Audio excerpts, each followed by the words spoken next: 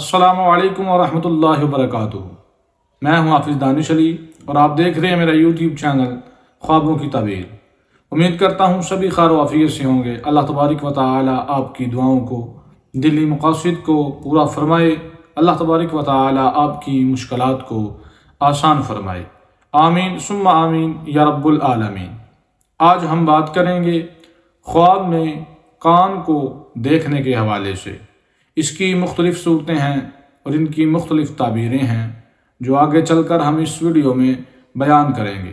تو ویڈیو شروع کرنے سے پہلے اگر آپ نے ہمارا یوٹیوب چینل سبسکرائب نہیں کیا تو برائے مہربانی چینل کو سبسکرائب کر لیں اور بیل کے آئیکن کو دبا لیں تاکہ ہماری آنے والی ہر ویڈیو آپ کے پاس بآسانی پہنچ سکے۔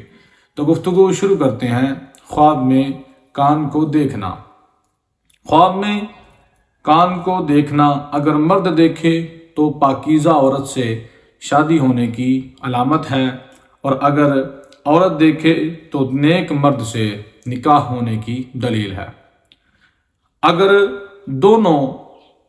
دونوں ہی شادی شدہ ہوں تو خیر کی خبر پانے اور خوش ہونے کی علامت اور دلیل ہے۔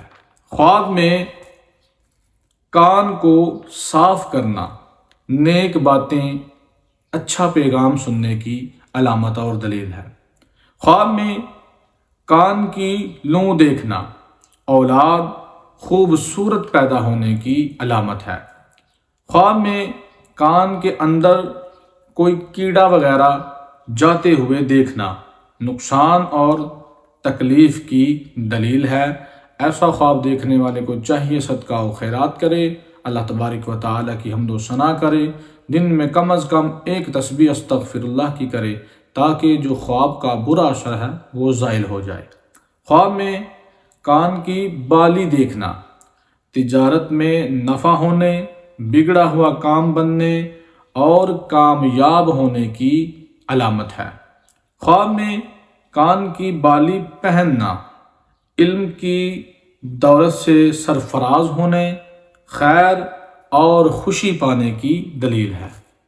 امید کرتا ہوں کہ آج کی ویڈیو آپ کو اچھی لگی ہوگی۔ جاتے ہوئے ویڈیو کو لائک کر دیں، کامنٹ کریں اور صدقہ جاریہ سمجھ کے ثواب کی نیت سے ویڈیو کو شیئر بھی کر دیں۔